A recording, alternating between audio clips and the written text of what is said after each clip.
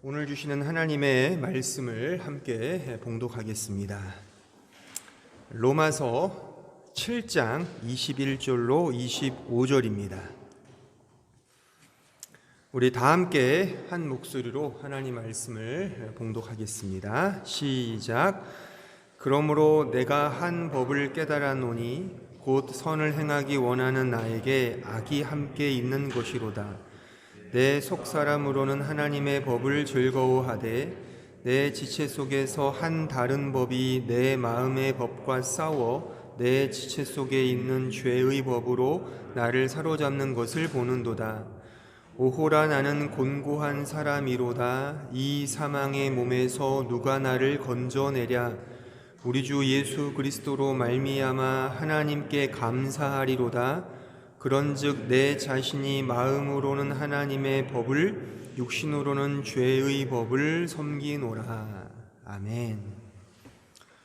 로마서 강해로 다시 돌아왔습니다. 오늘 83번째 시간이 되겠습니다. 오늘 저는 왜 신자에게 율법은 필요한가라는 제목으로 말씀을 증거하고자 합니다. 제가 일전에 기억하실지는 모르겠으나 로마서 2장 11절로 16절의 말씀을 제가 강해하면서 율법의 기능과 역할이라는 제목으로 이 비슷한 말씀을 증거한 적이 있습니다. 어떻게 보면 오늘 설교는 그 설교, 그때 설교의 제2탄이라고 생각할 수가 있을 것입니다. 좀 더 정확하게 말하면 그때는 율법이 복음으로 가게 하는 몽학선생이라는 그 역할과 기능을 제가 강조했다면, 이제 오늘은 이미 복음 안에 와 있는 신자, 그러니까 예수를 믿는 이미 복음 안에 와 있는 신자에게 율법의 기능과 용례는 무엇인가에 대한 설명입니다. 따라서 그때보다는 지금 신앙생활을 하는 여러분들에게 훨씬 더 실제적이고 구체적인 그런 율법에 대한 이해가 될 것이라고 생각합니다. 오늘 내용을 잘 숙지해야만 로마서 7장의 이 어려운 내용을 보다 분명하게 깨달을 수 있을 것입니다. 한번 잘 들으시면 좋겠습니다. 다들 아시다시피 성경은 구약과 신약으로 되어 있죠. 구약은 올드 테스트먼트라고 하여 옛 언약이라는 뜻이고요. 신약은 뉴 테스트먼트, 이 새 언약이라는 그런 내용입니다. 구약의 핵심 내용은 토라라고 하여 율법입니다. 율법. 그러니까 율법은 우리나라가 말로 이렇게 번역을 했는데 영어로는 the law예요. 그러니까 법이라는 뜻이죠. 먼저 율법이란 뭐냐를 한번 좀 간단히 생각해 보면, 토라, 율법은 쉽게 말해서 하나님의 우리를 향하신 뜻이에요. 그 뜻, 하나님께서 우리를 향해 가지고 계시는 그의 뜻을 의미합니다. 쉽게 말하면 십계명이죠. 십계명. 너는 나 외에 다른 신을 믿지 말라, 두지 말라, 우상 만들지 말라, 망령되 일컬지 말라, 이런 등등. 그러니까 창조주 하나님께서 인간을 창조하시고 당신의 그 기쁘신 뜻을 우리에게 알려주신 게 바로 율법이에요. 그래서 레위기 말씀에 보면 보다 구체적으로 예배를 이런 식으로 드려라, 이런 절기를 지켜라, 이런 식으로 생활을 해야 된다 등등의, 어떤 음식은 부정하고 먹지 말아라, 하나님의 백성으로서 이런 음식만 먹어야 된다 등등의 이런 규칙과 규범, 또한 사회법, 재판법, 이게 다 통칭하여 율법이라고 말할 수가 있습니다. 대표적인 율법의 내용만 한번 읽고 넘어가죠. 출애굽기 20장 1절로 4절에 한번 보세요. 이게 십계명이죠.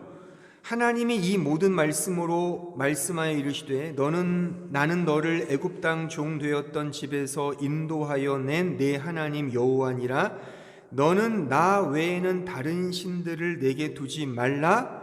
너를 위하여 새긴 우상을 만들지 말고 또 위로 하늘에 있는 것이나 아래로 땅에 있는 것이나 땅 아래 물속에 있는 것에 어떤 형상도 만들지 말라 이겁니다.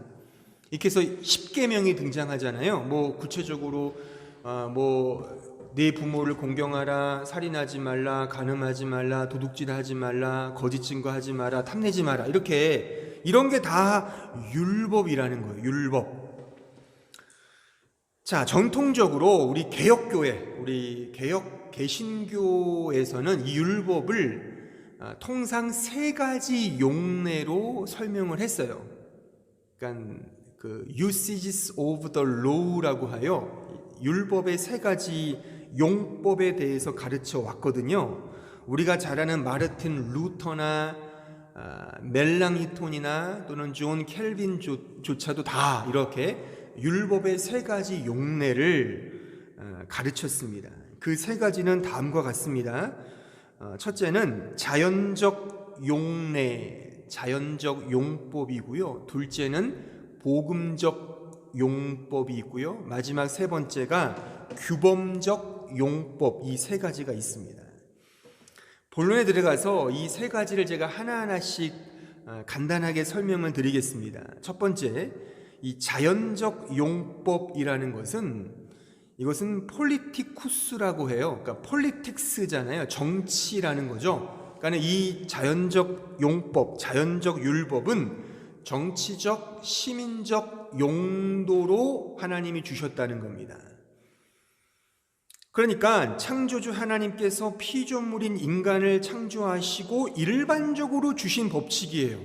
그러니까 신자든 불신자든 가릴 것 없이 이 법칙을 지키는 거죠. 누구나 인간이라면 다 아는 법칙입니다. 자, 대표적인 예를 하나 찾아보면, 자, 레위기 19장 15절에 한번 가보세요.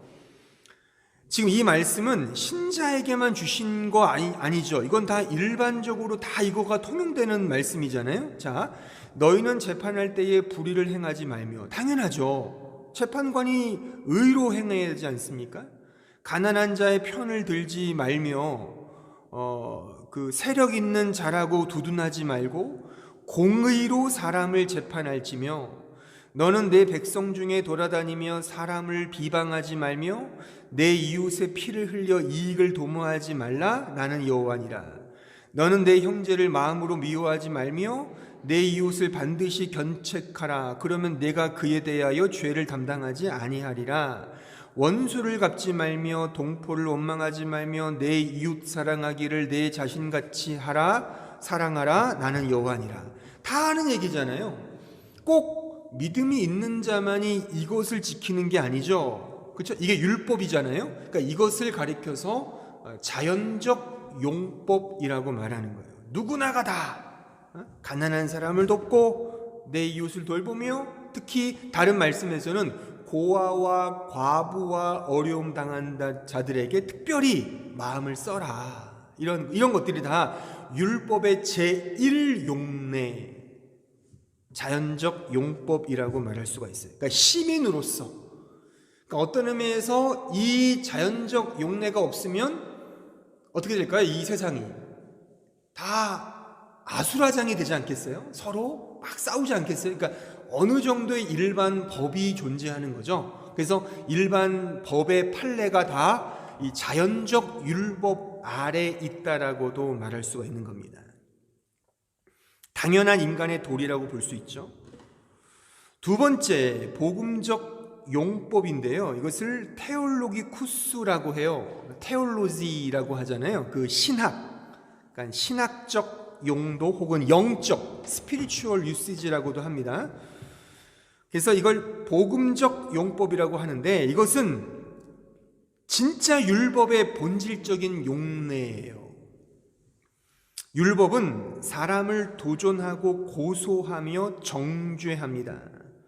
인간이 죄인임을 폭로시킵니다. 너는 죄인 맞아라는 식으로 이제 율법이 그 사람을 이제 폭로하는 거죠. 그래서 결국 복음으로 가게 한다는 거죠. 그러니까 하나님께서 이스라엘 백성들에게 율법을 주셨습니다. 이스라엘 백성들은 하나님의 뜻을 따라 율법을 지켰어요. 율법에 따라 제사, 예배를 드렸어요. 근데 보세요. 수없이 율법의 제사를 지냈고 율법의 조항을 하나하나 지켰지만 아무리 해도 그 율법의 완전함에는 다다르지를 못했어요. 오히려 율법을 지키면 지킬수록 자기 상태의 비참함에 더 처절하게 사로잡힐 뿐이었죠. 따라서 율법은 자연인에게 지키라고 주신 것이라기보다는 본질적으로 그 율법이 어디로 가라고 계속 알려준다는 겁니다. 그 어디가 어디겠습니까? 바로 복음이죠. 바로 예수 그리스도에게로 가게 한다는 겁니다. 이게 율법의 본질적 용례, 제 두 번째 용례라고 볼 수 있는 거죠. 그러니까 복음으로 가게 하는 전제인 것입니다. 자신의 죄인됨을 깨닫고 메시아이신 예수 그리스도를 대망하게 하는 것, 바라보게 하는 것, 이것이 두 번째 용례라고 말할 수가 있습니다.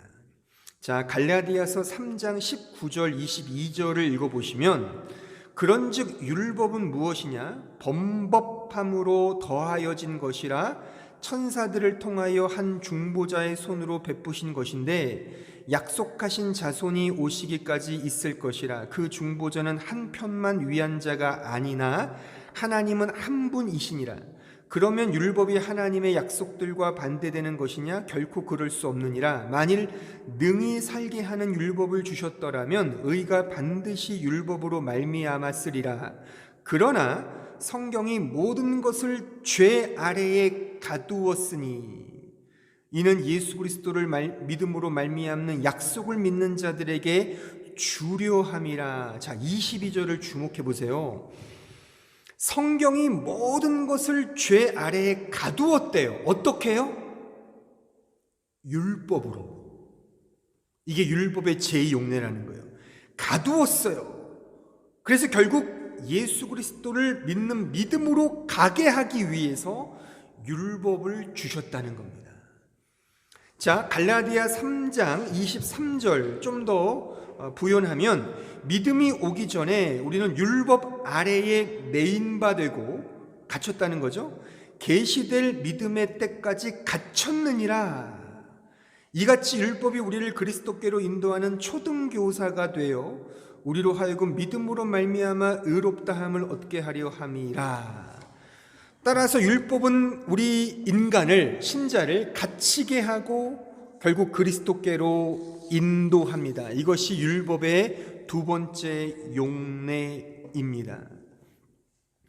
이런 점에서 율법은 이스라엘 백성들에게만 국한된 것이 아니라 모든 각 시대와 신자와 교회를 통틀어 절대적으로 필요한 하나의 그 실제적인 하나님의 뜻이라고 말할 수가 있죠. 복음으로 가기 위해서는 반드시 이 율법의 고소를 당해야만 해요. 그래서 이 율법에 갇히는 것을 실존적으로 경험해야만 비로소 복음으로 가는 겁니다.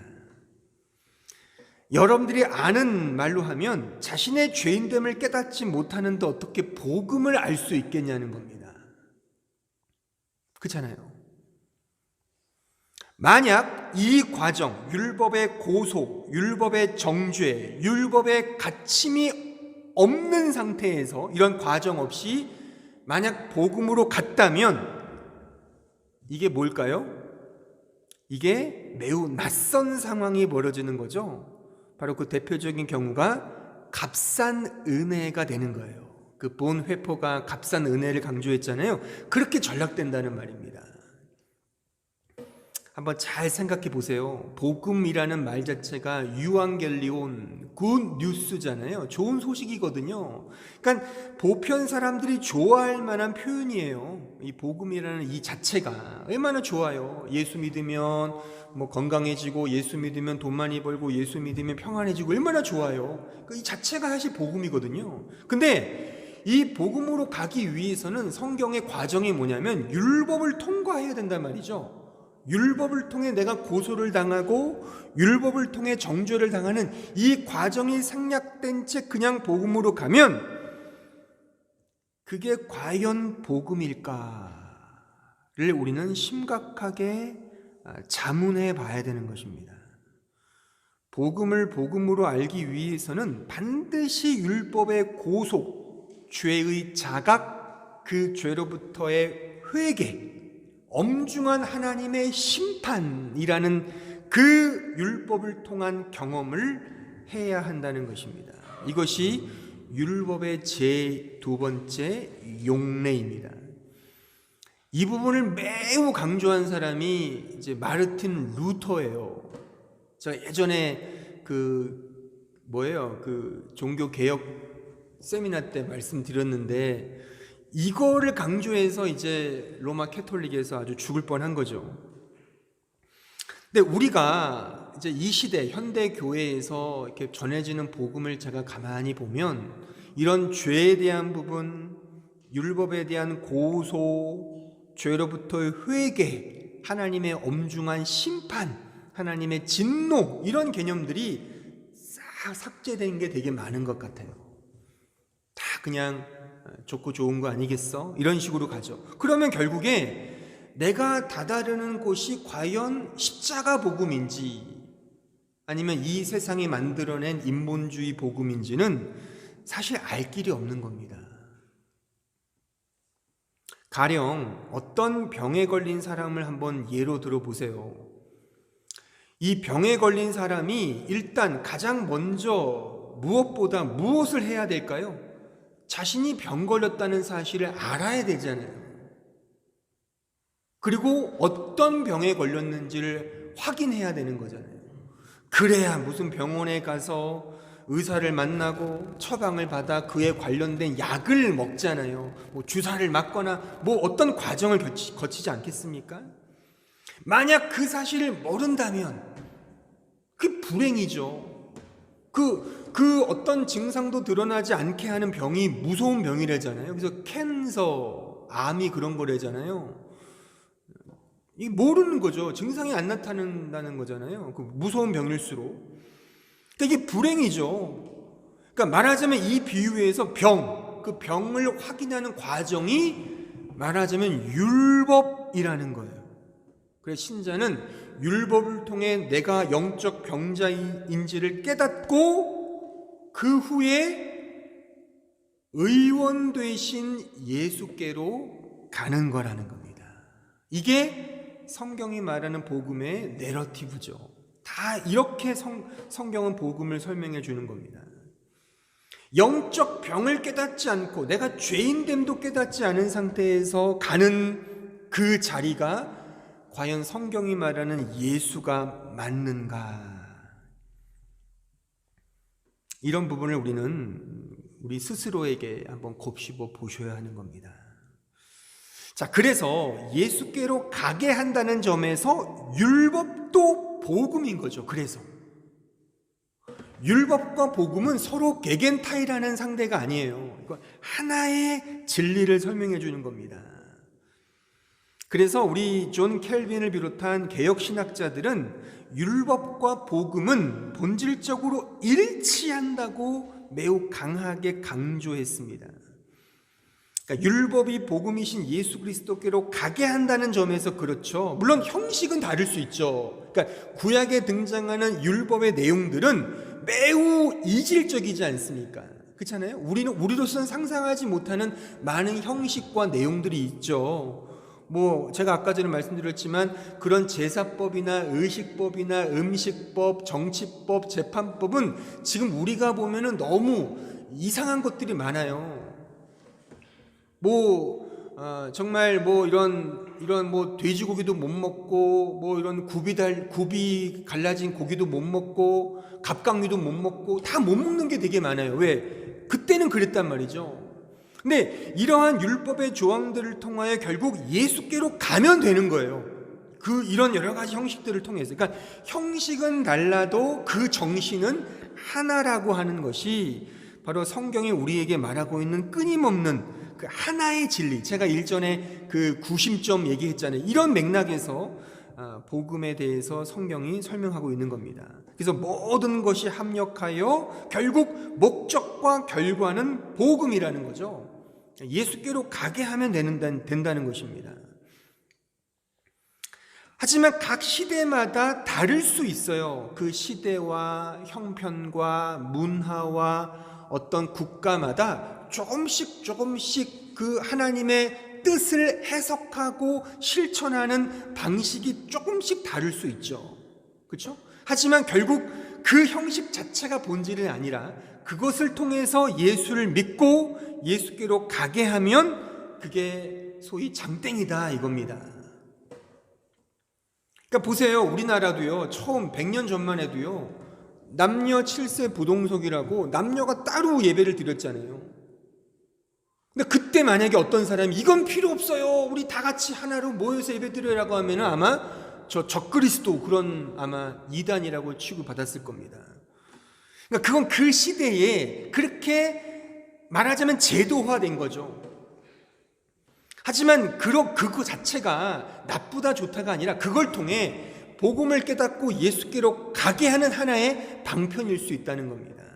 보세요. 지금 우리는 예배 시간에 가스펠송을 부르잖아요. 오늘도 거의 가스펠을 불렀잖아요. 뭐 소위 말해 우리가 이 기독교가 공인한 찬송가가 아닌 자유롭게 부릅니다. 근데 만약에 어떤 꼴통 보수에서는 이거를 가리켜서 야 어떻게 예배 시간에 무례하게 버릇없이 가스펠을 불러? 그럴 수 있죠. 지금도 그럴 수 있어요. 지금도 한국교회 보수적인 교단 제가 속해 있는 교회도 예배 시간에는 못 부르게 해요.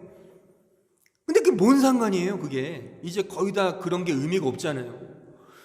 뭐 보세요. 찬송가를 불러서 복음으로 못 가는 것보다 가스펠을 불러서 복음으로 가는 게 어떤 게 더 낫습니까? 그러니까 결국 목적과 결과는 복음이라고 하는 거죠. 형식과 제도는 다양할 수 있다는 겁니다. 그러니까 이게 율법의 제2 용례라는 겁니다. 중요한 것은 복음으로 가게 하느냐 이겁니다.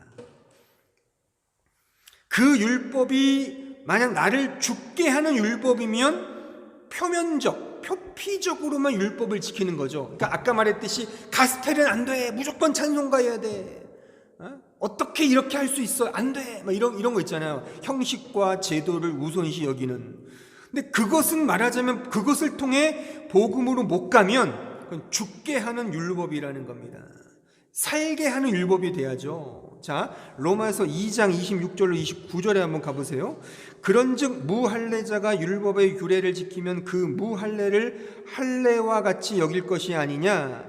또한 본래 무할례자가 율법을 온전히 지키면 율법 조문과 할례를 가지고 율법을 범하는 너를 정죄하지 아니하겠느냐. 무릇 표면적 유대인이 아니요 표면적 육신의 할례가 아니니라. 오직 이면적, 마음이라는 거죠. 이면적 마음의 유대인이며 할례는 마음에 할지니 영에 있고 율법 조문에 있지 아니한 것이라. 그 칭찬이 사람에게서가 아니요 다만 하나님에게서니라. 그러니까 복음으로 가게 하지 못하는 율법은 표면적 율법이라는 거예요.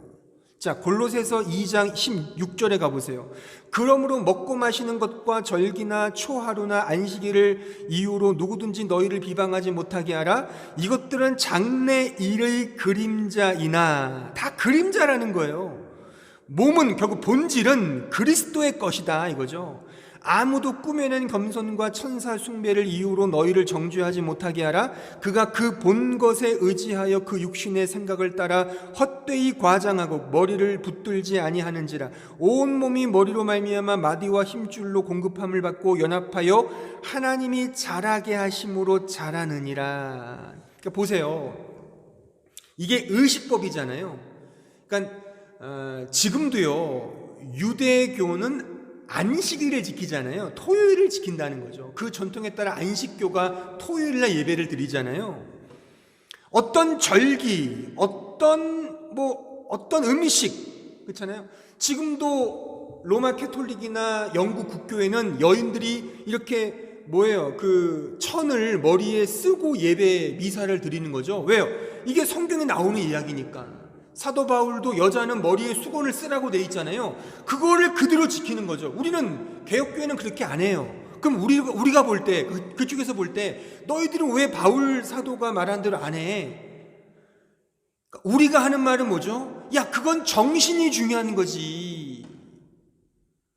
보재기를 뒤집어 쓴다고 그게 성령이 임하는 게 아니잖아. 물론 멋있어 보이죠. 멋있어 보여요. 이렇게 쫙 하얀 책 수건 뒤집어 쓰면 되게 멋있어 보이긴 하더라고요. 거룩해 보이고. 근데 물론 그것을 통해 복음으로 가면 돼요. 뭐 그러면 상관이 없다고 해요. 그러니까 지금도 그래요. 저는 백보양보해서 그래, 이 자리에서 양을 죽이자 이거예요. 소를 죽이자 이거예요. 죽일 수만 있으면 구약대로 하자고요. 못할 게 없잖아요. 그렇게 해서 예수의 십자가를 더 깊이 가면은 그게 오케이죠. 근데 그렇게 하나 그렇게 안 하나 상관이 없다는 거죠. 중요한 거는 뭐예요? 그게 다 그림자라는 거잖아요. 그림자. 그 진정한 본질인 예수께로 가서 그와 연합되면 그게 복음이라는 겁니다. 그게 진짜 성경이 말하고자 하는 율법이라고 하는 거예요. 이게 율법의 제 두 번째 용례입니다.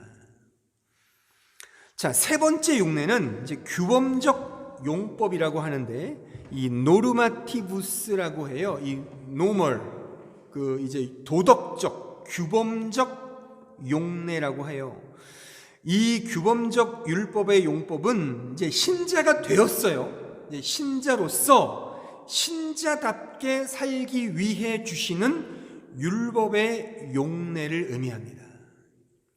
이 부분을 이제 우리 개혁교회, 특히 존 켈빈이 매우 강조한 그런 용법 중에 하나인데, 그러니까 이제 복음 안에 있는 신자는 하나님을 따라 의와 진리의 거룩함을 추구하는 삶을 영위해야 하는 것이죠. 자, 에베소서 4장 22절 24절에 보시면 너희는 유혹의 욕심을 따라 썩어져가는 구습을 따르는 옛사람을 벗어버리고, 이제 지난 거예요. 버리고 오직 너희의 심령이 새롭게 되어 하나님을 따라 의와 진리의 거룩함으로 지으심을 받은 새 사람을 입으라.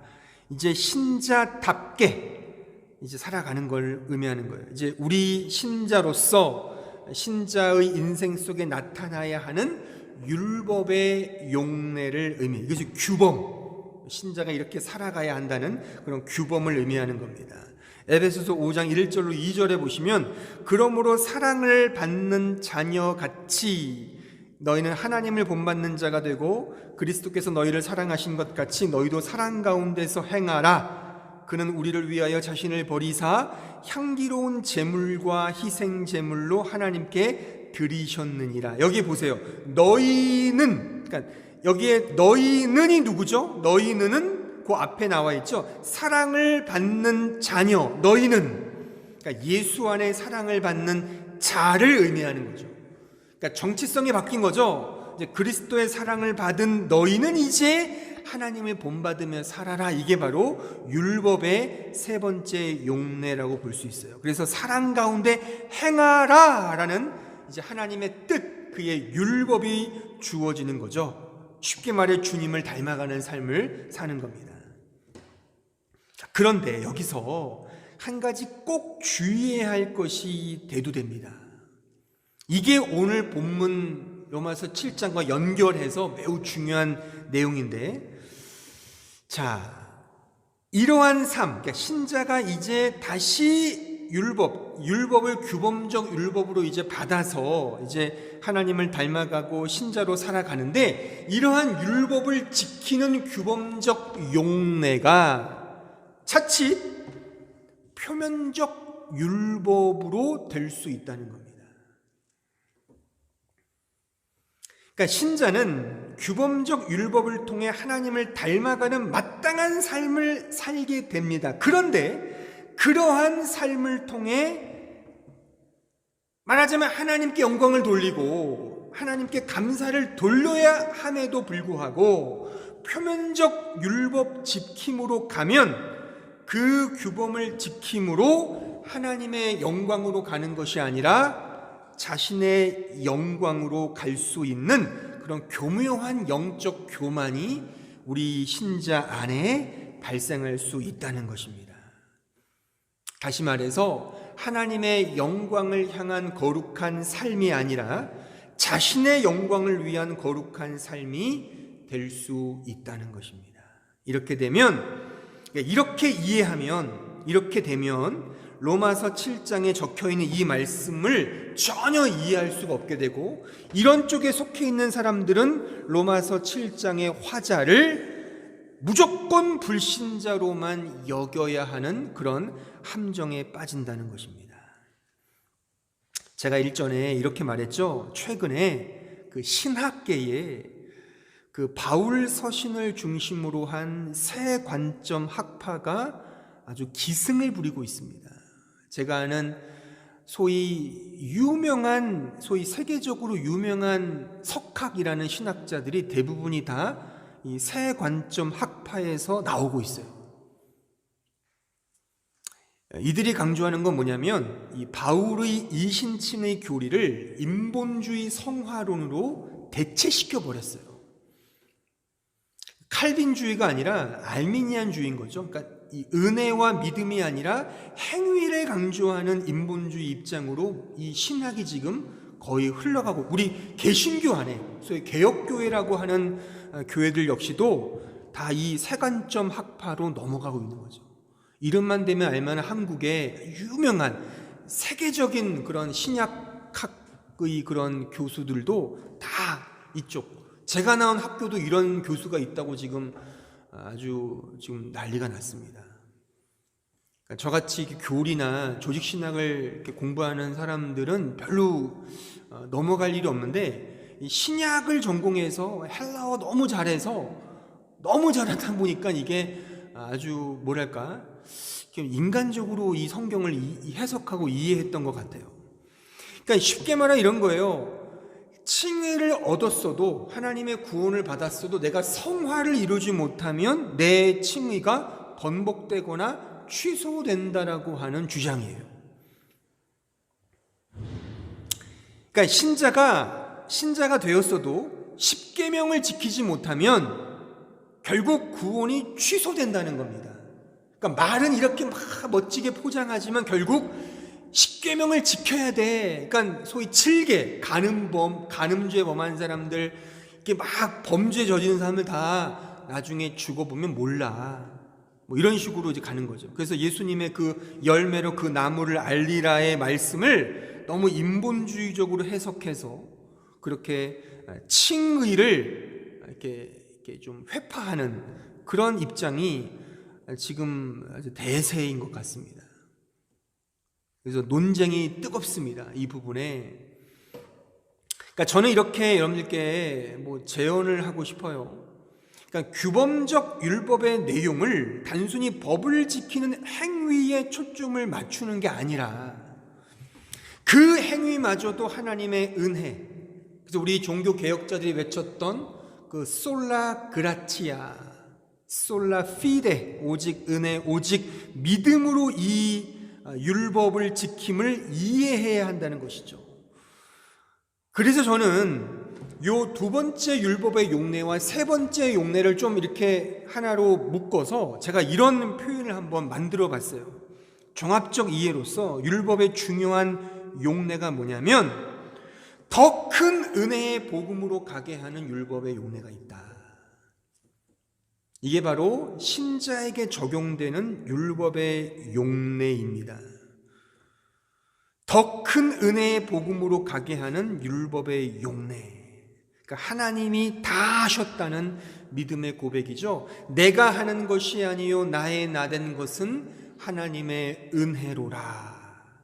그 사도 바울의 고백처럼 하나님의 은혜의 영이 내 안에 들어와서 나를 영적인 존재로 만들어 가게 하시는, 또 그것을 더 깊이 알면 알수록 더 감격과 감사로 나아가는 것. 그 율법, 내 안에 역사하신 하나님의 뜻을 알면 알수록 더 큰 은혜로 채워지는 그 감사와 영광, 이것을 위해서 하나님이 우리에게, 신자에게 율법을 계속해서 주신다는 말씀입니다. 자, 고린도후서 3장 2절로 3절에 보시면 너희는 우리의 편지라 우리 마음에 썼고 뭇사람이 알고 읽는 바라. 너희는 우리로 말미암아 나타난 그리스도의 편지니 이는 먹으로 쓴 것이 아니요 오직 살아계신 하나님의 영으로 쓴 것이며 또 돌판에 쓴 것이 아니요 오직 육의 마음판에 쓴 것이라. 여기에 편지가 쉽게 말씀이에요. 하나님의 진리 말씀, 그 말씀을 우리 마음판에 쓰셨다는 겁니다. 돌판에, 옛날 율법은 돌판에 주셨잖아요, 십계명을. 근데 그 돌판이 아니라 이제 우리 마음판에 하나님이 친히 새겨 넣으셨다는 거예요. 왜요? 은혜로, 사랑하니까. 자, 고린도후서 3장 6절로 11절 보세요. 그가 또한 우리를 새 언약의 일꾼 되기에 만족하게 하셨으니 율법 조문으로 하지 아니하고 오직 영으로 함이니 율법 조문은 죽이는 것이요 영은 살리는 것이니라. 돌에 써서 새긴 죽게 하는 율법 조문의 직분도 영광이 있어 이스라엘 자손들은 모세의 얼굴에 없어질 영광 때문에도 그 얼굴을 주목하지 못하였거든. 하물며 영의 직분은 더욱 영광이 있지 아니하겠느냐. 더욱이라는 말을 주목하세요. 9절 정죄의 직분도 영광이 있은즉 의의 직분은 영광이 더욱 넘치리라. 영광 되었던 것이 더 큰 영광으로 말미암아 이에 영광될 것이 없으나 없어질 것도 영광으로 말미암아 쓴즉 길이 있을 것은 더욱 영광 가운데 있느니라. 비교급을 주목하셔야 돼요. 그러니까 구약의 율법을 통해서도 복음을 알게 했다면 이제 그리스도의 영, 그 진리의 영이 우리를 더 큰 은혜의 자리로 끌고 가지 않겠느냐. 그러니까 보세요. 두 번째 용례를 통해 우리가 내 자신의 죄인됨을 깨닫고 회개하고 복음을 경험했어요. 너무 감격이죠. 그게 말하자면 1%의 감격이라면 이제 신자가 되었어요. 계속해서 그 은혜를 누려요. 그 율법을 통해 하나님 말씀하셔요. 그걸 통해 더 큰 은혜를 누리지 않겠느냐의 말씀인 것입니다. 자, 고린도후서 3장 17절 18절 보세요. 주는 영이시니 주의 영이 계신 곳에는 자유가 있느니라. 우리가 다 수건을 벗은 얼굴로 거울을 보는 것 같이 주의 영광을 보매 그와 같은 형상으로 변화하여 영광에서 영광에 이르니 곧 주의 영으로 말미암는다. 주의 영으로 말미암아 영광에서 영광으로 이른다. 그러니까 지금 제가 설명한 것으로 이야기하면 첫 번째 영광은 율법의 두 번째 용례라고 볼 수 있죠. 영광을 경험했어요. 근데 이제 세 번째 용례, 규범적 용례라고 이제 그렇게 표현하지만 저는 이것을 좀 더 이 성경의 용어로 바꿔서 더 큰 그 규범을 지키게 하시는 하나님의 은혜를 더 깊이 아는 그 영광에 이르게 한다는 겁니다. 결국 두 번째나 세 번째나 다 하나님의 은혜이며 영광이라고 하는 것이죠. 근데 이러한 진리는 단순히 신약 성경에서부터 시작된 게 아니에요. 이미 구약 성경 때부터 하나님께서 말씀하신 예언에 다 담겨져 있어요. 자, 예레미야 31장 31절 보세요.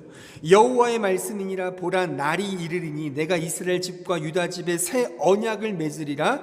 이 언약은 내가 그들의 조상들의 손을 잡고 애굽 땅에서 인도하여 내던 날에 맺은 것과 같이 아니할 것은 내가 그들의 남편이 되었어도 그들이 내 언약을 깨트렸습니다. 여호와의 말씀이니라. 그러나 그날 후에 내가 이스라엘 집과 맺을 언약은 이러하니 곧 내가 나의 법을, 율법이죠, 율법을 그들의 속에 두며 우리의 마음에 기록하여 나는 그들의 하나님이 되고 그들은 내 백성이 될 것이라. 그러니까 원래부터 율법은 지키는 차원이 아니에요. 우리 육체로 채우는 것이 아니라 성령께서 내 마음판에 새겨주는 은혜라는 거예요. 원래부터가. 그러니까 이 진리를 알아먹느냐 못 알아먹느냐가 율법의 제2 용례라면, 이제 이 용례에 들어왔다면, 복음에 들어왔다면 이제 이 율법 안에서 더욱더 이 크신 은혜를 경험하는 차원으로 나아간다는 것입니다. 그러니까 처음에 이 은혜를 알았다는 것이 요 정도라면 세 번째 더 큰 주님의 은혜를 경험하면 이건 뭐 말로 다 할 수가 없죠. 신자로 살아가면서 주어지는 하나님의 뜻과 율법이 더 우리를 더 큰 은혜의 어떤 영역으로 이끌고 간다는 것입니다. 자, 예레미야 32장 38절 보세요. 그들은 내 백성이 되겠고 나는 그들의 하나님이 될 것이며 내가 그들에게 한 마음과 한 길을 주어 자기들과 자기 후손의 복을 위하여 항상 나를 경외하게 하고 내가 그들에게 복을 주기 위하여 그들을 떠나지 아니하리라 하는 영원한 언약을 그들에게 세우고 나를 경외함을 그들의 마음에 두어 나를 떠나지 않게 하고 내가 기쁨으로 그들에게 복을 주되 분명히 나의 마음과 정성을 다하여 그들을 이 땅에 심으리라. 누가요? 하나님이요. 놀랍지 않습니까? 그러니까 내가 하나님을 떠나는 문제가 아니에요. 떠날 수 없어요 이제. 왜요? 하나님이 떠나지 않게 하신대요. 우리의 마음에 아예 경외함을 주신다는 겁니다. 하나님께서 아예 떠나지 못하도록 우리의 마음에 영원한 언약의 그 진리를 그냥 심어주셨다는 겁니다. 놀랍지 않습니까? 이게 은혜죠. 그러니까 이런 율법을 통해 우리가 경험하는 게 뭐겠어요? 단지 이제 신자가 되었으니까 이렇게 마땅히 율법을 지켜야지 이런 차원이 아니겠죠. 오히려 율법을 통해 이 놀라운 경지, 진짜 하나님과 동행하는, 그래서 하나님의 그 놀라운 은혜를 경험하는 그 자리까지 더 죽을 때까지 나아간다는 것입니다. 자, 그러니까 보세요. 신자에게 율법은 필요합니까? 절대적으로 필요하죠. 왜요? 율법이 신자로 하여금 하나님의 영광의 은혜를 더욱 풍성하게 누리도록 그렇게 드러내게 하기 때문인 것입니다. 자, 이런 맥락에서 오늘 본문을 한번 다시 보세요. 오늘 본문 말씀을요. 그러므로 내가 한 법을 깨달았노니 곧 선을 행하기 원하는 나에게 악이 함께 있는 것이로다. 내 속사람으로는 하나님의 법을 즐거워하되, 신자가 맞아요. 법을 즐거워하되 내 지체 속에서 다른 법이 내 마음의 법과 싸워 내 지체 속에 있는 죄의 법으로 나를 사로잡는 것을 보는도다. 오호라 나는 곤고한 사람이로다. 이 사망의 몸에서 누가 나를 건져내랴. 우리 주 예수 그리스도로 말미암아 하나님께 감사하리로다. 그런즉 내 자신이 마음으로는 하나님의 법을 육신으로는 죄의 법을 섬기노라. 자, 신자이기 때문에 하나님 법을 즐거워하는 거예요. 그런데 보세요. 하지만 동시에 자신의 죄인됨을 계속해서 깨달아요. 그 결과 24절 오호라 나는 곤고한 사람이라는 그 고백을 하잖아요. 그럼 보세요. 이 고백이 어떻게 나오게 된 겁니까? 신자에게? 이게 율법의 용례라는 거예요. 율법의 용례. 여전히 신자에게 율법이 작동을 해요. 이 율법을 통해 이 고백을 하게 되는 거죠. 신자가 되었어도 율법을 통해 다시 이 고백을 하게 되죠. 다시 복음으로 가는 거죠. 복음과 구원이 반복되거나 계속되거나 주입되거나 성장한다는 그런 말이 아니라 우리의 실존이 여전히 죽을 몸을 입고 살아가는 이 세상에 살아가는 죄인이기 때문에 그런 자가 율법을 통해 계속해서 그리스도를 붙드는 거라는 겁니다. 계속해서. 그 고백이 25절의 고백이잖아요. 그러니까 오호라 나는 곤고한 사람이로다 라고 고백하면서 25절 우리 주 예수 그리스도로 말미암아 하나님께 감사하리로다로 가지 않습니까? 이게 율법의 제2용례, 제3용례가 함께 섞여져서 이제 신자를 더 큰 은혜의 자리로 끌고 가고 있다는 사실입니다. 단 한 번 구원받은 것에 대한 감사 정도가 아니라 이제 평생을 걸쳐서 이 은혜의 영광을 찬송하는 자로 사는 자가 바로 신자라고 하는 것입니다. 더 큰 은혜를 향한 율법의 기능과 용례라고 하는 것이죠. 그러니까 신자만이 누릴 수 있는 율법의 복이라고 말할 수가 있는 겁니다. 신자에게 율법의 기능과 용례를 정확하게 이해하는 것은 매우 중요해요. 자칫 이제 신자가 되었으니까 더 이상 율법은 필요 없어 라고 주장하는 사람들은 소위 무율법주의, 도덕 폐기론자가 될 수 있습니다. 그런데 이런 도덕 폐기론자, 무율법주의라는 말이 또한 무섭고 두려워서 율법의 내용을 행위로서 지나치게 고수하게 되면 그 역시도 은혜의 복음을 훼손하게 하는 인본주의 구호론과 인본주의 성화론에 사로잡히게 되고 말아요. 그래서 제가 보다 더 성경에 근거한 이런 표현들을 제가 드리는 겁니다. 뭐냐면 이미 복음에 와 있는 신자에게 더 이상의 율법의 행위는 필요가 없어요. 말하자면. 그래서 신자가 된 이상 십계명을 반드시 지켜야 한다. 지키지 않으면 지옥 간다. 이거는 정말 이단적인 설명인 겁니다. 그거는 성경적이지가 않아요. 어불성설이에요. 그러면 이렇게 되면 다시 율법주의로 회귀하게 되는 겁니다. 그럼 보세요. 율법이 폐기되었습니까? 그렇지 않죠. 여전히 율법은 신자에게 절대적으로 유효해요.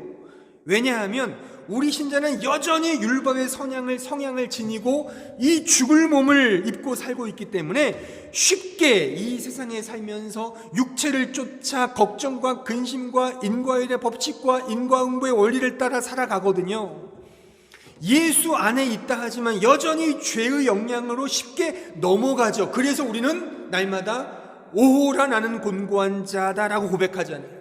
근데 그 고백을 할수록 율법이 신자에게 가르쳐 줌으로써 계속해서 다시 예수의 복음을 붙잡게 되지 않습니까?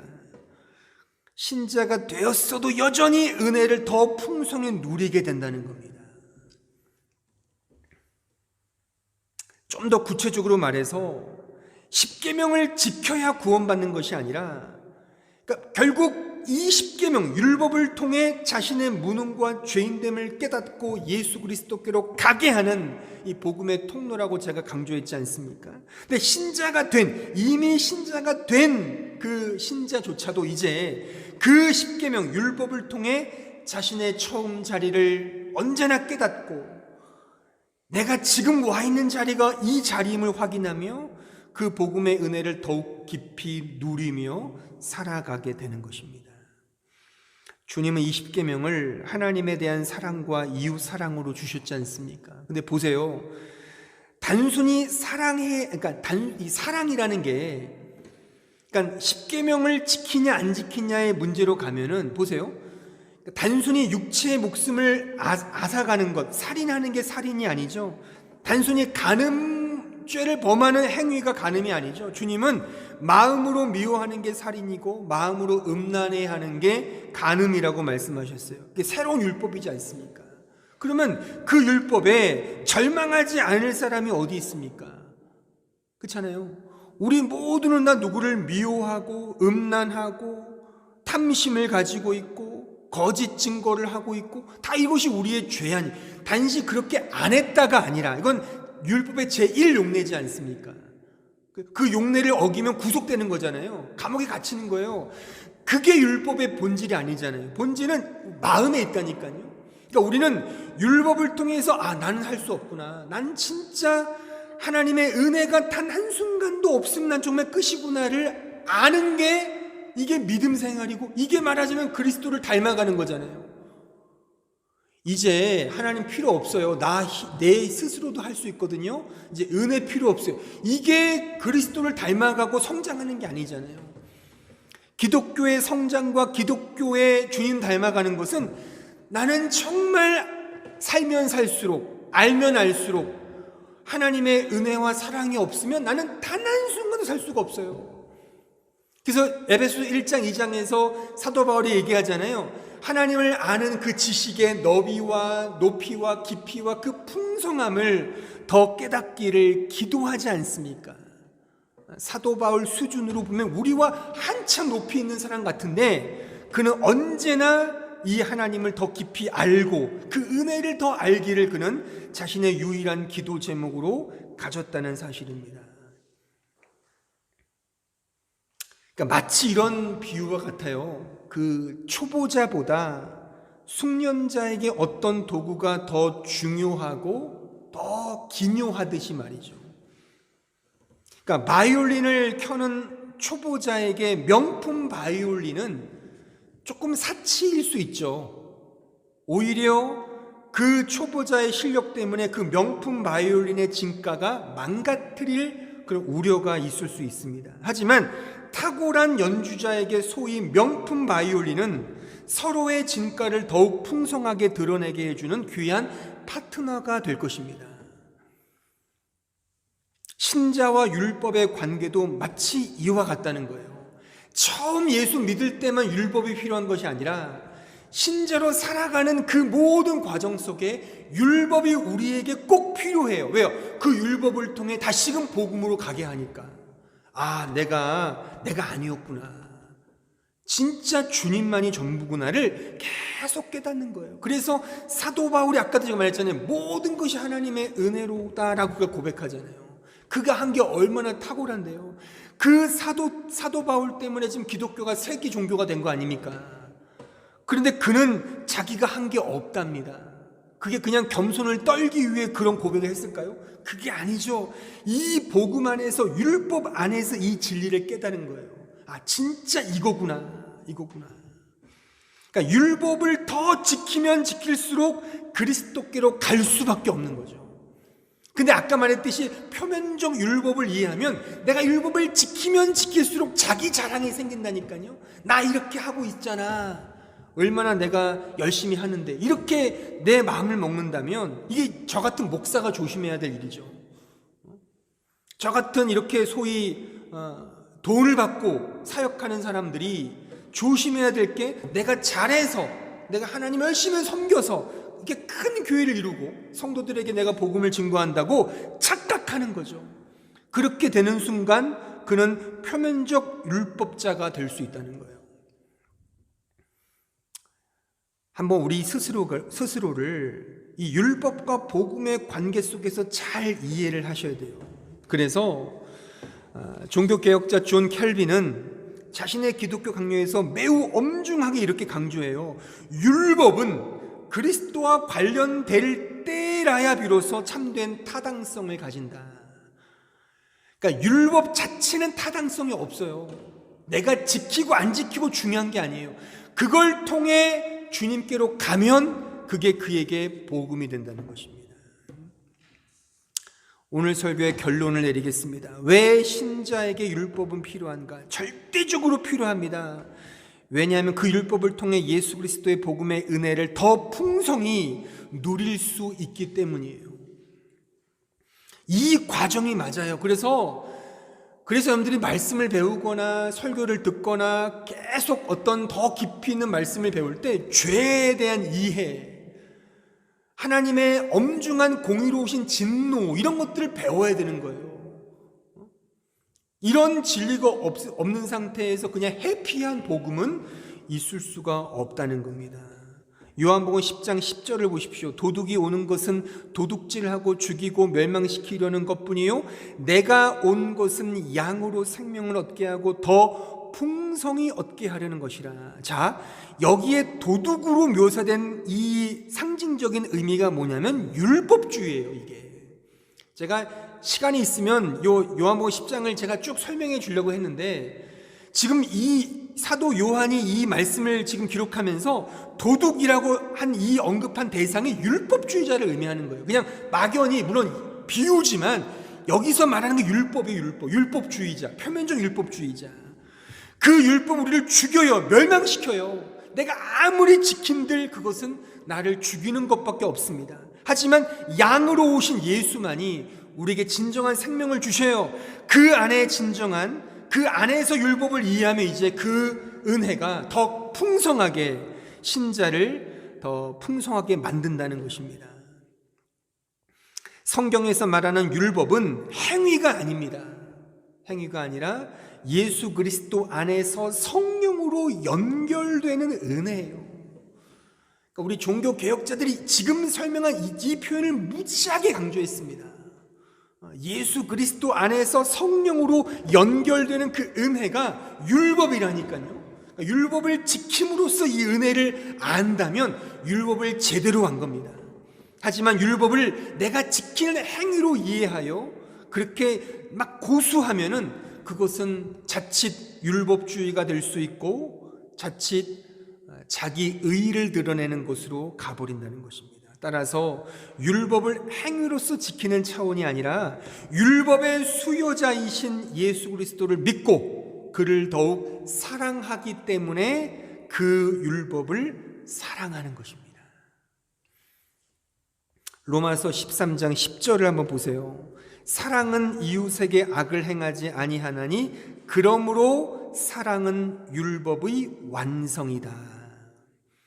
결국 하나님을 사랑하는 것이 율법의 완성입니다. 그래서 여호와의 율법, 주의 말씀, 주의 교훈, 주의 계명을 순금보다 더 사모하고 꿀과 송이꿀보다 더 달달하고, 그렇게 믿음의 시인인 다윗은 고백하고 노래하고 있는 것입니다. 아무쪼록 여러분들에게 주어진 하나님의 그 기쁘신 뜻, 율법이죠. 법이에요.